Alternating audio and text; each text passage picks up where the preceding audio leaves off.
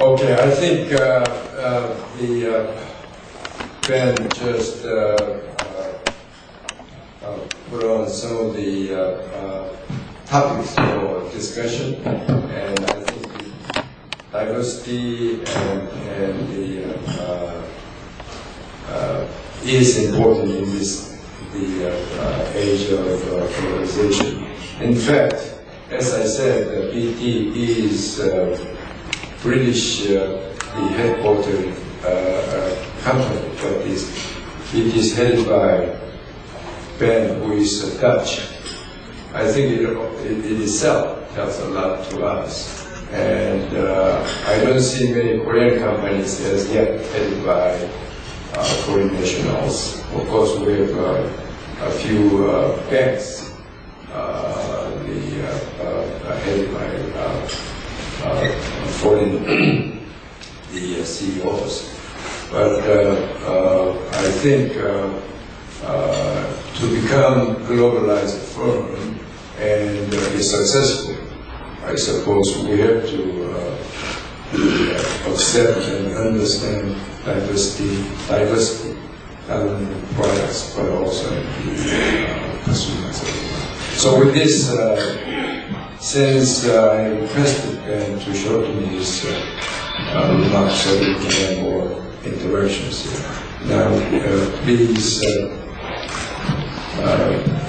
raise your hand and for comments or questions for what he said or he didn't say, whatever the topics you're interested in. Any questions or comments? Particularly from those students who are from university. And we have a number of reporters there too. And if you have any questions, please do so. Yes, Dr. Yang, please. Dr. Yang is always an icebreaker for us. Thank you.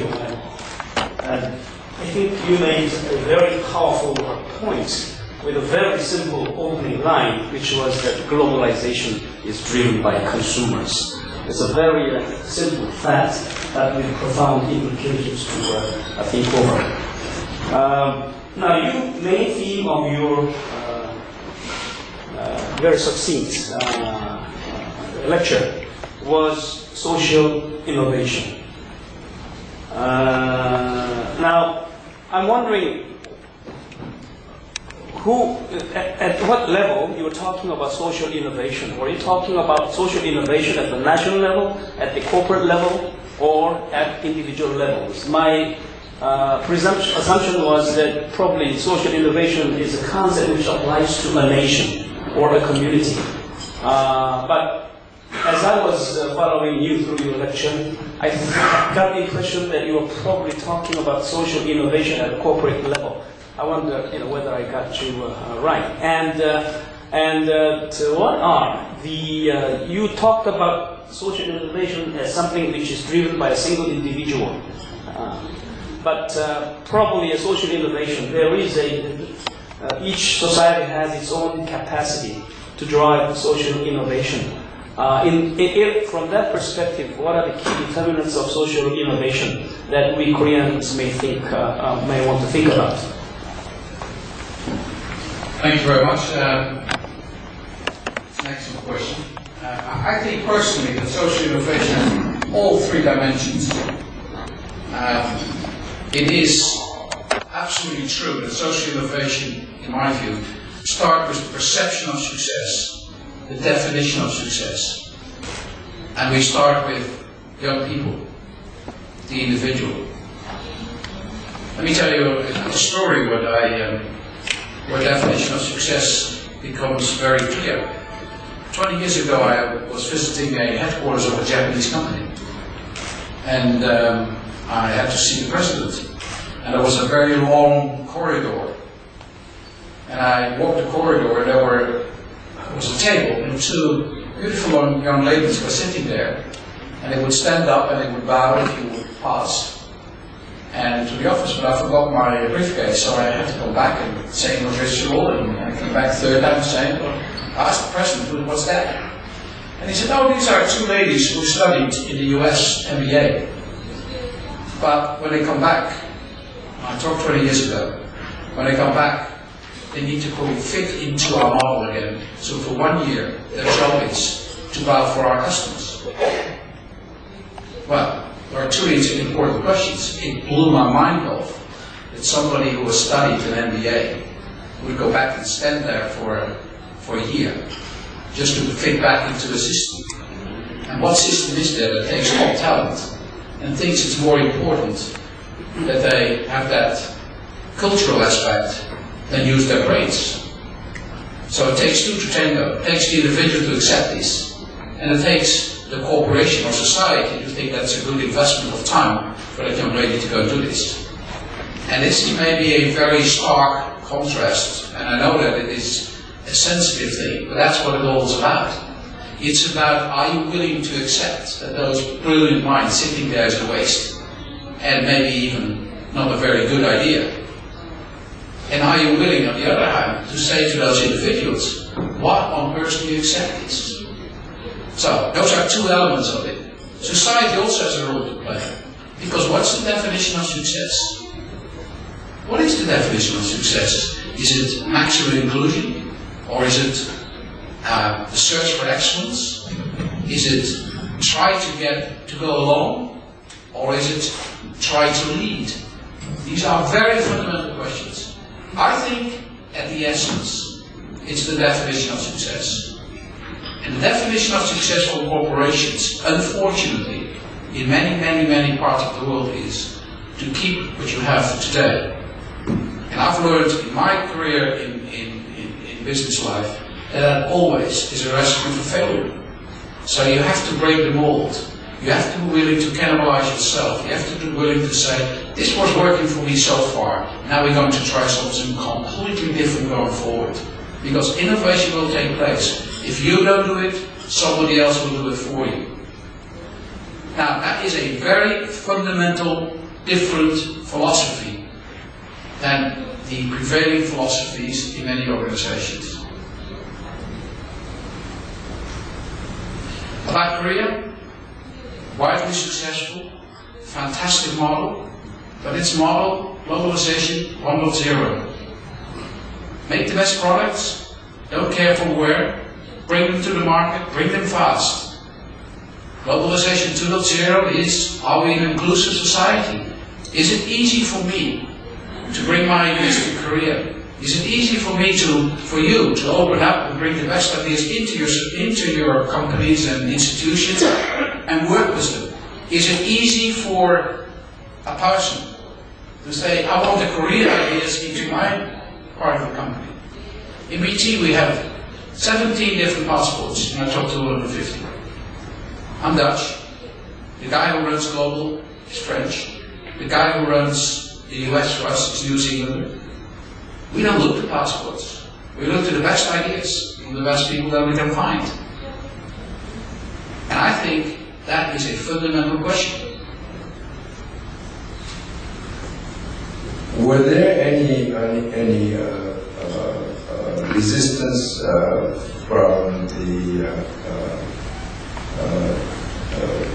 within the PT and UK as a society to have a person like you to have PT and so many foreigners taking the important post in PT? Were there any resistance at all?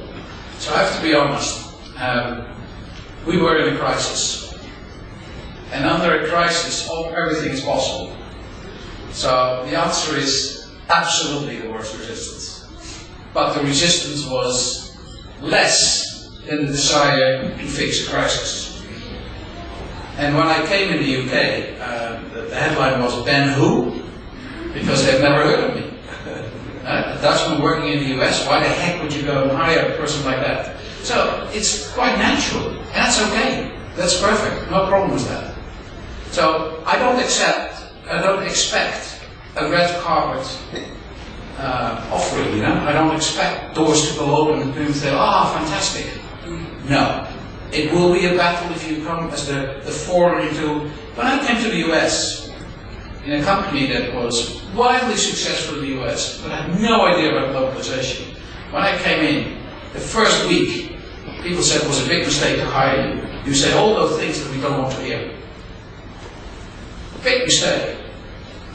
So it is not exclusive for Korea or the UK. Or every culture, of course. If somebody comes in and says things you don't want to hear, that's not nice. Doesn't mean they're not true. Okay. Is there any other questions? Comments? Yes. Dr. Lee again.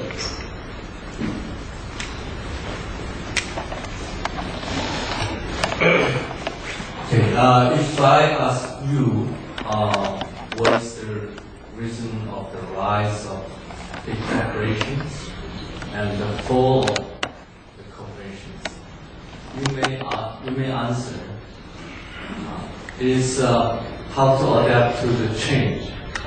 Okay, so if you think, especially in communication industries, IT industries, what would be the good or important developments to read in less than years? And how would you change your corporation into that direction? Well, mega trends are always in behavior. So they're not in technology. Technology helps the change in behavior. Many young people in the room, they use different tools than my generation did. I mean, Facebook is a very easy way to create your own lifestyle. Second Life is a way of life for many people. So they use different tools. What they do is they take their social life, their private life and their business life, and where in the previous generations you were willing to separate them, in reality, in modern life, people very easily blur the lines between those parts of who they are. So they want the capabilities that they have in their private life and their business life as well, and vice versa. If you do social networking in your private life, it's very difficult to live into a business where everything is so quiet. You can't communicate easily with colleagues around. You can't share ideas. You can't do all those things. So the mega trend in our business is, first of all, human behavior. People want to live and to act whenever they choose to do so. So they don't accept that technology is driving their decisions. They drive the decisions. So the difference between home and travel and business and office is going to disappear. So you don't have mobility here and fixed there and corporate there. It will all come together. Of course you need to have security and privacy and all the other elements in it, but basically they want to work wherever they are, they want to play wherever they are. The second is the ability to understand that ideas, knowledge, is like oil. It's an ingredient for growth. So you need to have the knowledge wherever you are. I'll give you one example. One of our customers is an Italian car maker. And they struggled. And they had a center of competence in Rio de Janeiro and one in Shanghai. Great, great centers of competence. And they said to us, we want those engineers to work together in real time on a new product. So, bring it together, but I'm here in headquarters in Italy. I want to oversee what's happening there. So we had a kind of triangle over the world, and the people needed to work together. But it's a time difference. When one goes to sleep, the other just wakes up. So you need to bridge that, and you need to give the capabilities to work on the new design that they have. Widely successful, because it's a breakthrough in how people think. That is what we do. So understand that, you understand where IT is going. Yes,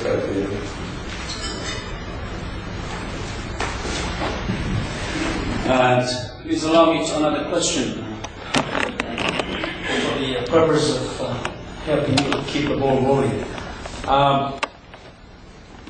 I believe that in the global world of multinational corporations, there are a number of Korean firms which are also active, and I I believe that they do have, they do share some national idiosyncrasies, good or bad.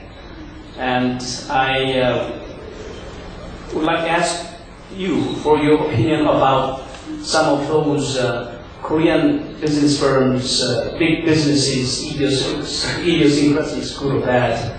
And a subsidiary question to that, do you think that the Korean business conglomerates, known locally here as chaebols, are they fit for the necessary degree of social innovation? You stopped asking easy questions, right?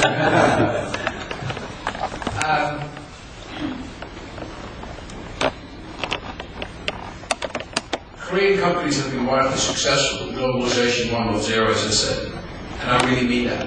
I mean, the brilliancy around using brand has been phenomenal. But you could do it in the safety of your home. You could do it in the safety of the environment in which you operate. So the question is, are you willing and capable to adjust now to 2.0? In other words, it's a network environment, battle for the best ideas, etc. Now the natural tendency for successful companies is to keep doing what they've done so far. So the first question is nothing to do with culture. It's a classical problem. Are you willing to question yourself whilst being very successful? Now, I personally believe, but it's a very personal belief, that it has everything to do with leadership. And I think leadership needs to be challenged. You know, I personally encourage everybody to challenge everything I say, every single day, and to say it's nonsense, we should do different things, and to have that battle. So the question is, do we engage in the battle for the best ideas? And are people willing to speak up? So I tell you a small story. I had 300 of the young students in BT, below 30 years old, sitting in a room, all brilliant young kids. And I had a motivational speech to rally the troops and to make sure that they would even be more productive. So at the end, you know, you have to say something. So at the end I said, you know, I make a promise to you. You tell me what's the biggest obstacle in the company, and I will remove the obstacle.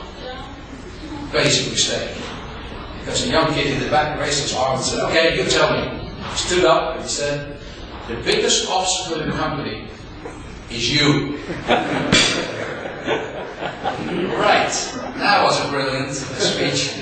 Right? So, okay, so what do? You want to gain some time, so he said, okay, explain. Why? And he had a brilliant analysis. He said, if I have an idea, I go to my boss. And my boss goes to her boss.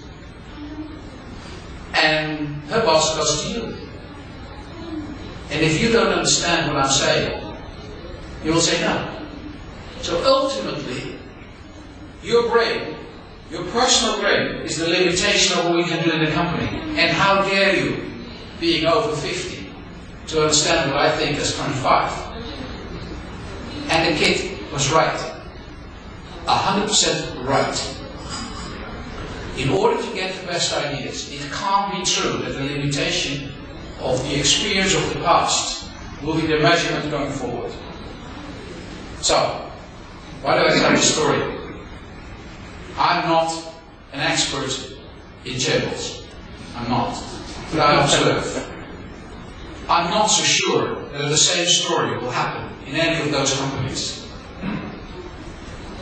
That's my answer. Good answer. I'm over 60, so Thank you. Okay, any other? Yes. Thank you very much for the excellent speech. My question is regarding the recruiting of talents from the fresh campus recruit, as well as retention and assessment, betterment of existing staff. What's your kind of non-specific weapon? How you proceed more in detail from the technical perspective? Thank you. Let me start with retention. For a long time, people had the idea that you had employment for life. I don't think that's a great idea. I don't think it's true. I don't think young people are looking for that. And if they're looking for that, it's for the wrong reason. I think that we're looking for talent to get the challenge. And challenge has a beginning and an end. So if people leave BT, young people, creative, young people, start their own companies, I go and see them and wish them all the luck and ask them if they have done a good idea, please come back and tell me. If people leave to go and work somewhere else, it sometimes breaks my heart, but I always encourage them to do it. Because I think at the end of the day, we will all benefit from the fact that people have the will and the willpower to express themselves and to develop their talents. 20 years ago, 25 years ago, when I was hiring a whole brigade of young female into the company that I was working in and where diversity was very bad, one of those came back after 3 months and she resigned the spot, immediately resigned. So I called her boss in and said, "What have you done?" And the guy was in tears. He had no idea. You know what he did? He said to her, 17 years from now, I'm going to retire. I think you're so good you can get my job. 17 years from now. And he thought it was a great line to give to that young lady, and she resigned at the spot. Right? So, it's the battle not just of concepts, it's of the formulation of success. We try to hire the best individuals, but the best are not always the brightest. The best are people who are willing to put their commitment and the drive and the energy in it. It's not just seeing who is best in class, it is seeing who is best in personality. Yeah, yes. Mr. Kemp.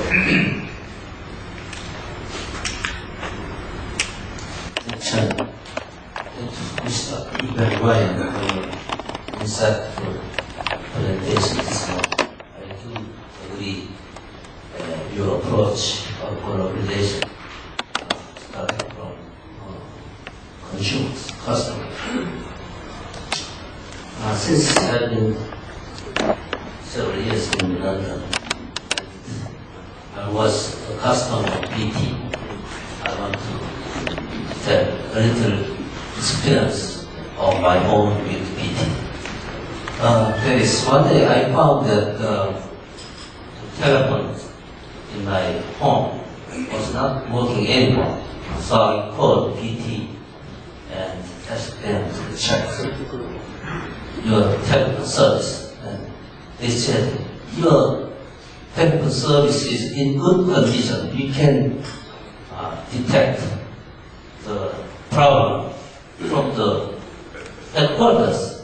Yes, it's working good.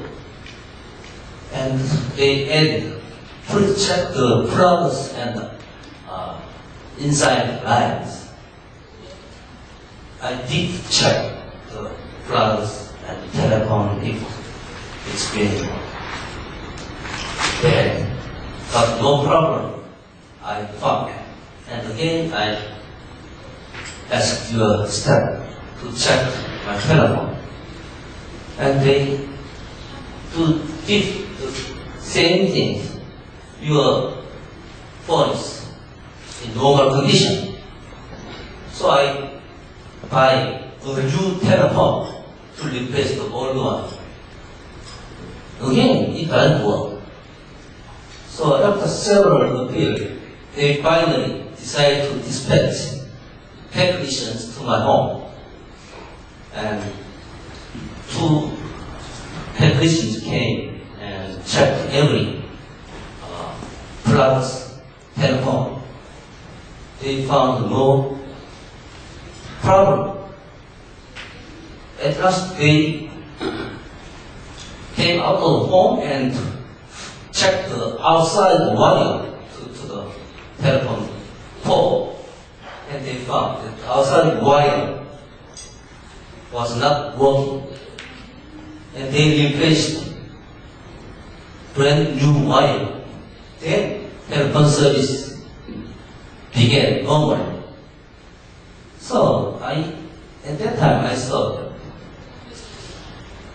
BT, they are very confident that they are detecting operators very much advanced, and they can detect the function of consumer telephone at the headquarters. But in fact, there is some loophole. So this morning, I think that social innovation is very important for globalization and for consumer. But technical innovation should be attached to that innovation.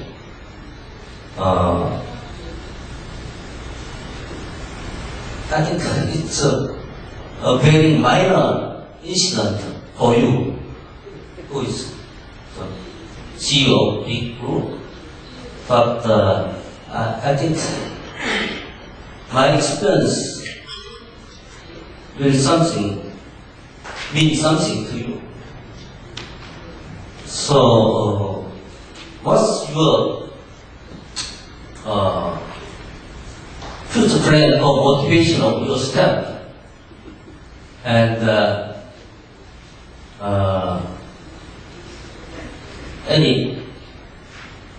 if I want to add one more thing, I found that big corporations like British Airways, BT, has some aspect of bureaucracy in a way that they don't respond quickly as to the demand of consumers. So, do you have any idea to improve your service? Well, yeah, customer complaint here, that's a wonderful thing. If you give me the details later, then I promise we'll go after it.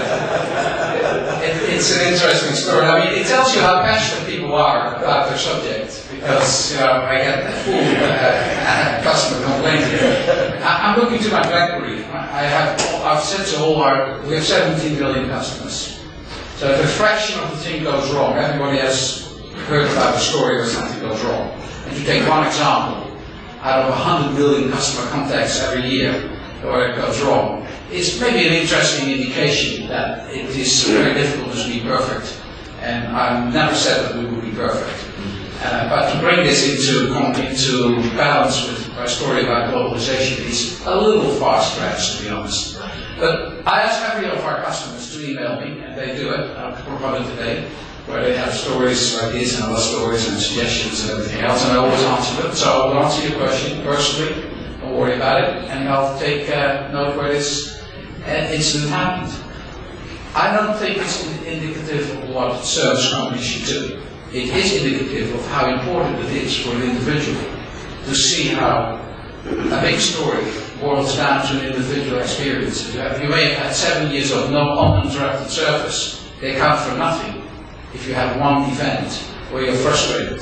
And that's the line of business we're in. If you're in the service business, the only thing that counts is the exception, never the rule.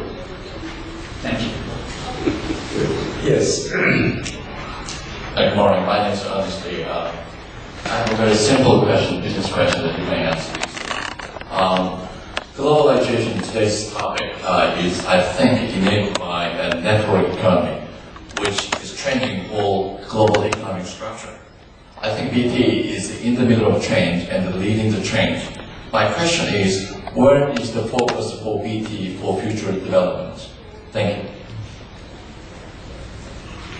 Well, if you look to our business, in spite of common belief, as the previous questioner would give, I mean, our domestic consumer business is less than 25% of what we do. 75% of what we do is with corporate and with also markets. So we are very much focused on globalization as such, as the capability to bring services and people together around the globe. And the most important part of innovation there is to go from saying hello and sending a fax to allow people to collaborate. And that means internet and internet-related services, it means broadband and broadband-related services.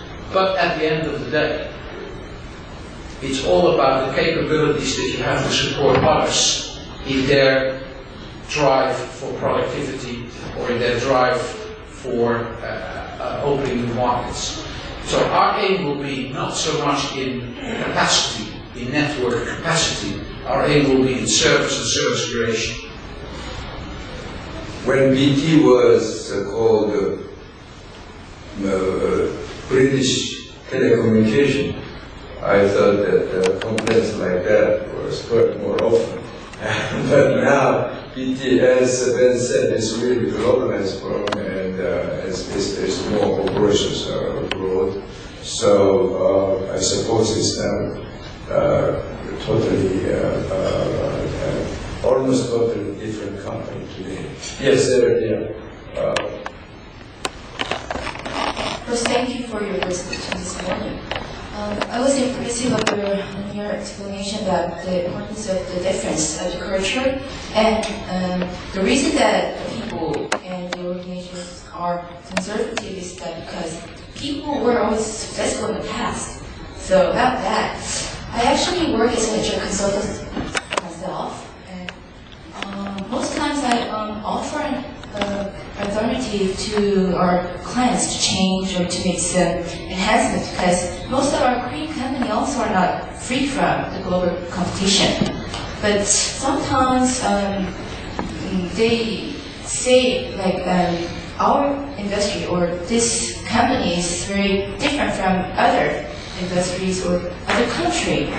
And what do you think when they're saying that? Because maybe they could be conservative, could be just conservative resistance for the change, or could be they're focusing on the organizational cultural difference. Your opinion. Yeah, I understand fully what you say, because it is one of the biggest obstacles. If you walk into a company, a big company, a bureaucracy, the definition of success in many of those organizations is to please the boss, not to please the customer. And to please the boss means do we make our budgets, and do we say things that don't rock the boat. That is in many organizations, including my own organization, unfortunately, the mindset of many people. They want to say the things that they think the boss wants to hear, and they certainly don't want to rock the boat. And here's the problem.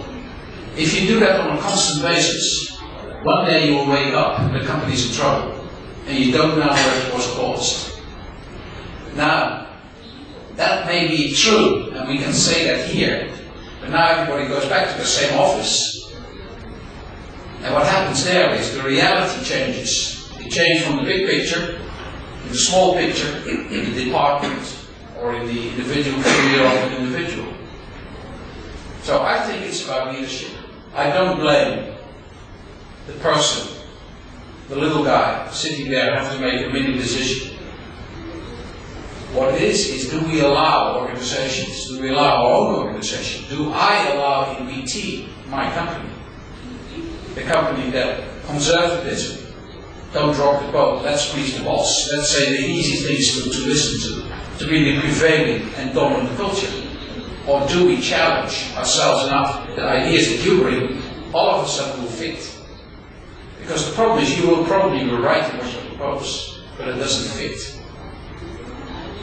And I see that the most successful companies and the most successful countries and societies are those who are willing to experiment and then stop and say, this was wrong, let's go and do that. Yes.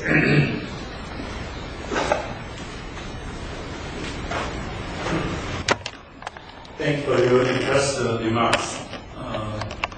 To summarize, could you tell us a role model of globalized human resource and also could let me know the employment proposition of BT. Thank you.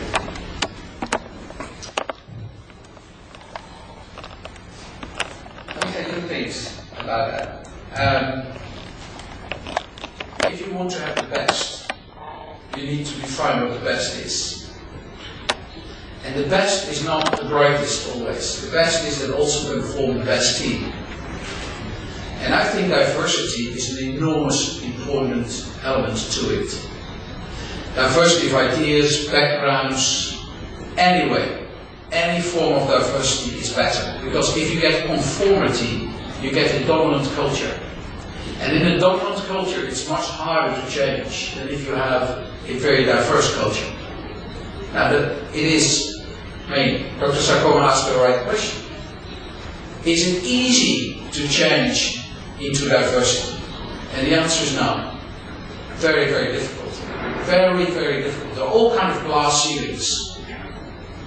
And people look in the mirror, everybody, every morning, and they like what they see. So if they go to hire, chances are that they will hire what they see in the mirror. That's what people do. That's a natural tendency to do. You want to have somebody who looks like you.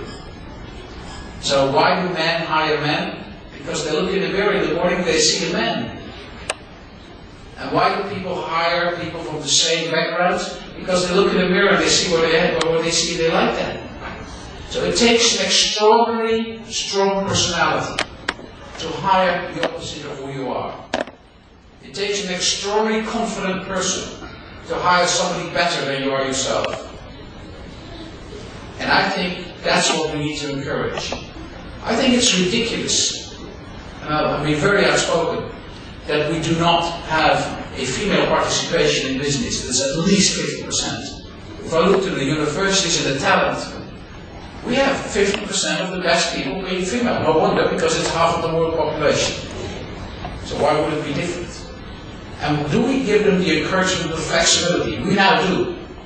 We have 14,000 people working in a from-home situation.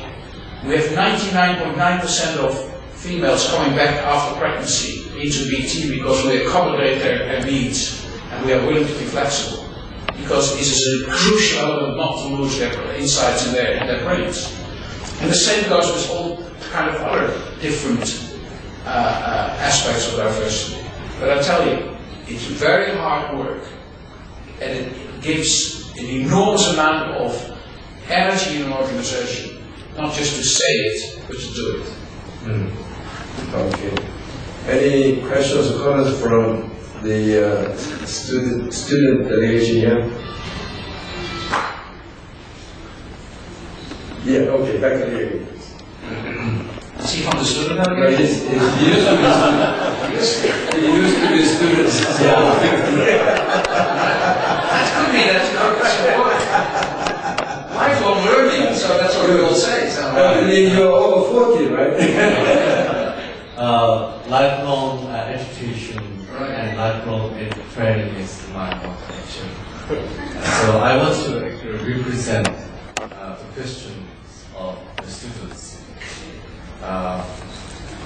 As you mentioned, as globalization and digitalization is going on, the companies are requesting more interdisciplinary educated people. And if you want some students here to recruit in your company, what kind of educational background or what kind of interdisciplinary The best is the student question. Well, first of all, my fun thing. alright, so first of all, I will give you my email address so I can send that to me. And I promise we'll take a very hard look at that. And you're right, I mean, boundaries are blurring. Boundaries are blurring. I'll tell you a very short story because it tells the story so well. I talked to the CEO of Nestle, they make chocolates, and I asked, what is your biggest competitor? And he said, what do you think? And I thought, Mars bars, right? Other chocolate. He said, no, mobile phones. because kids buy chocolate. So it's the battle for the pocket money that they have. And nowadays they buy more mobile phones and cars and games and not chocolate. So here it is, you are a chocolate manufacturer and your biggest competitor is the mobile phone company. That is the new era. So things are blurry. Same as minds. What I want is somebody with a logical mind on one hand and intuition on the other. I don't care whether they study history or Korean language or mathematics. I don't care. But I do care for people who are curious, not follow the same paths, not doing what their boss says to do, and that's what they do. I want people who are willing to go outside their comfort zone and challenge. I want people who are willing to say, hey, nobody has ever thought about this. I will think about it. That's what we're looking for. So I have a very easy email address. I'll give it to you later. Okay, there's another student here. I'm also over 20, so I can qualify to raise this question. Actually, I think we really shouldn't waste this precious time with Mr. Verwaayen, and I think we should keep asking him questions and challenging his intellect and leadership in that way. Two questions. One is that I think you agree that globalization produces winners as well as losers, and probably more losers than winners. And one major political candidate in this country, presidential candidate, is making a political issue out of this by accusing his main opponent for trying to further prop up what he calls the jungle economy, where the stronger eats up the weaker. And I think he's betting his political fortune on this issue. Probably he could win some votes on this platform. Now, with that as background, do you have any recommendations, remedies for those losers of globalization? And secondly, do you think that major successful corporations like yours have any obligations to the society? What do you think about the concept of corporate social responsibility? And what, if anything, is BT doing in that context? Right, and I promise this was not a setup. This was not a prepared question. Let me start with the first one. Winners and losers. I represent a country that lost to Korea, shipbuilding. We were number one in the world in shipbuilding. Then Korea came and stole it from us. Right? So to that politician who talks about the jungle economy, you just won in the jungle 20 years ago. And there is no right to stay there if somebody else is even smarter than you are. So the whole world of jungle economy, I see it in every country, is populism. It is absolutely nonsense, to be honest and to be blunt. Because you would only say that to one side of the coin and not to the other side of the coin. You have a world-famous infrastructure here for shipbuilding and everything around shipping. Fantastic, right? And you have to go into e-economy. And you will. I mean, you have world-leading companies, and they understand what they need to do to the next phase. So the whole idea about winning and losing is in that particular aspect, the choice that you have to move to one side or the other. You have the obligation to help those people who will lose their jobs without any of them is their fault to be retrained. I fully support that. Now, coming to corporate social responsibility, I'm very strong in favor of that. BT has won the Dow Jones Sustainability Prize 7 years in a row. And the Dow Jones Sustainability Prize is talking about companies that understand that it's not good enough just to do the things for your consumer and your customers. It's not good enough just to pay your shareholders, but you also have a license to sell to the society. We won the prize 7 years in a row globally. I'm chairing personally the task force in the UK for global warming. Right? So I'm sitting there with 17 CEOs and chairmen of the largest companies, oil companies and other companies, and we will take an action program of world class about global warming and what we have to do about it. I strongly believe that companies are embedded in societies in which they operate and have a responsibility. And I take that responsibility extraordinarily serious. It's about training, it's about opportunity, it's about diversity, it's about climate change, it's about the whole inclusion-exclusion idea. It is very serious. And business has not done itself a big favor. If you look to the list of least trusted people in the world, and in the order of magnitude, it's CEOs of large organizations, politicians and journalists. Those are the three categories least trusted.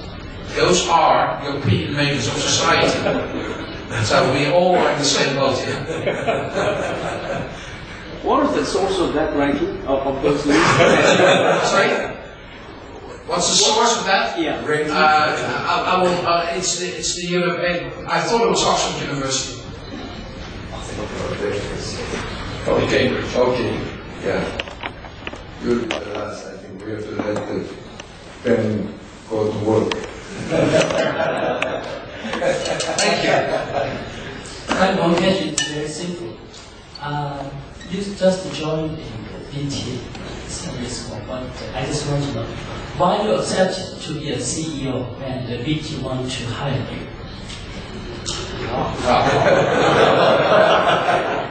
I have no idea what BT